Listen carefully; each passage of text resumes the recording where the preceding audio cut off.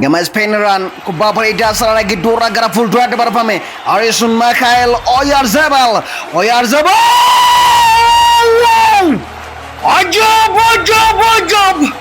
Ajaa'iba mani ollachiise Michael Oyarzabal. Kubbaa miilaa addunyaa keessatti yeroo gareewwan muraasni qofti wal quunnaman miirri nama hundumaa kaka'a. Gareewwan keessaa immoo Firaansii fi Ispeen iddoo addaa fi ajaa'ibaa qabu. Gareewwan lamaan kun waancaa qofaaf osoo hin taane yeroo hunda maqaa isaanii tiffachuuf wal morkatu. Kanaaf yeroo taphni isaanii murtaa'u xiyyeeffannaan addunyaa guutuu gara taphichaatti garagala. Seenaa isaanii yoo duubatti deebinee ilaalle walitti dhufeenyi isaanii waggoota hedduu lakkoofsiseera. Dorgommii garaa garaa keessatti yeroo hedduu wal quunnamanii taphataniiru. Yeroo tokko Firaansii olaantummaa agarsiisa, yeroo biraa immoo Ispeen deebii cimaa kenna.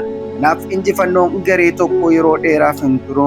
Dorgommii isaanii keessatti gareen har'a moo boru kufuu danda'a. Kubbaa ajaa'ibaa walitti daddabarsuudhaan sarara walakkeessaan gaaniitii kan jiran Kylian Mbappé. Kylian Mbappeen kubbicha kana fuulduraa dhiibuurratti argama. Firaansii yeroo dheeraaf taphattoota humna qaama saffisaa fi xumura cimaa qaban horachuun beekama. Zinedine Zidane, Thierry Henry, Patrick Vieira hanga dhaloota ammaa Kylian Mbappé fi Ousmane Dembeleetti Firaansii yeroo hunda taphattoota addunyaan sodaatu qabatee jira. Bara 1998 waancaa addunyaa mo'uun bara 2000 Yuuroo injifachuun akkasumas bara 2018 irra deebi'ee waancaa addunyaa ol kaasuudhaan mootummaa isaa mirkaneesseera. Carlos Benzema, Karim Benzema!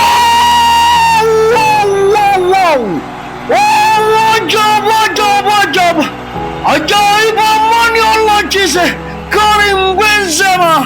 Ispeen gama isaatiin kubbaa qabatee taphachuu jechuun maal jechuu akka ta'e addunyaa barsiiseera. Bara 2008 hanga bara 2012tti mootummaa isaa keessatti Yuuroo 2 fi waancaa addunyaa tokko walitti aansuun seenaa hin irraanfatamne barreesseera. Taphattoonni kanneen akka Hernandez, Andres Iniesta, Sergio Ramos fi David Villa maqaa isaanii seenaa kubbaa miilaa keessatti qubeedhaan barreessaniiru. Yeroo ammaa immoo seenaa haaraan barreeffamaa jira. Ispeen dhaloota haaraa kanneen akka Lamine Yamal, Pedri fi Gavi irratti abdii guddaa kaa'eera. Firaansii immoo Kylian Mbappé, Ousmane Dembele fi dargaggoota biroo hedduu qabaachuun humna isaa tiffachaa jira. Kanaaf walitti dhufeenyi isaanii mootummaa durii fi mootummaa haaraa qofa miti.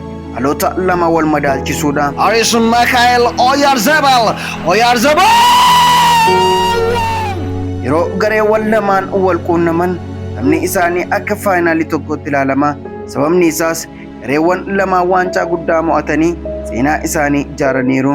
Injifannoon isaanii lakkoofsa qofa miti, kabajaa fi maqaa addunyaati. Har'a immoo seenaa biraatu barreeffamuuf qophaa'ee jira. Deeggartoonni miiliyoonaan lakkaa'aman fi miidiyaa garaa garaa fuuldura taa'anii eegaa jiru. Gaaffii guddaan garuu tokko qofaadha. Har'a eenyutu seenaa haaraa barreessa? Ispeen moo Firaansiidha laata gaaffiin jedhus gaaffii guddichaadha. Deebiin gaaffii kanaa daqiiqaa 90 fi isaa ol keessatti ifa ta'a. Garuu wanti mirkanaa'e tokko ni jira.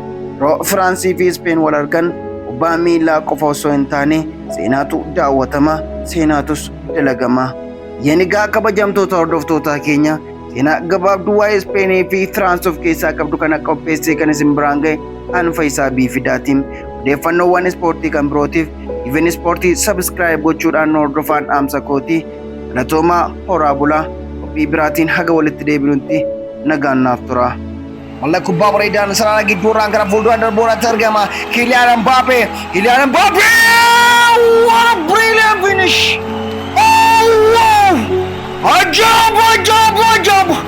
Ajaa'iba mani ollachiise!